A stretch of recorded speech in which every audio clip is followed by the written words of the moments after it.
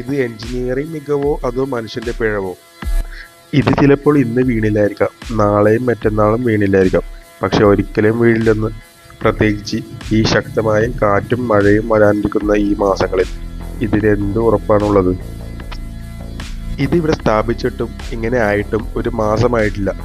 ആദ്യം കണ്ടപ്പോൾ തോന്നി നാളെ മാറ്റുമെന്ന്, പിന്നെ തോന്നി അടുത്ത ആഴ്ച മാറ്റുമെന്ന്. KJ മാക്സി ആയിരുന്നു MLA എങ്കിൽ ഇതൊന്നും കാണാതെ പോവില്ലായിരുന്നെന്ന് എനിക്കിപ്പോൾ തോന്നുന്നു. ഇത് ജീവനുകൾ കൊണ്ടുള്ള കളിയാണ്.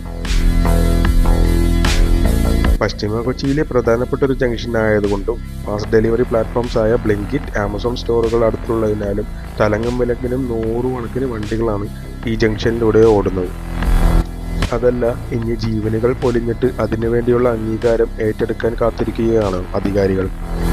അതോ ഇത് സാധാരണക്കാരെ മാത്രം ബാധിക്കുന്ന കാരണമായതുകൊണ്ട് മാത്രമാണോ?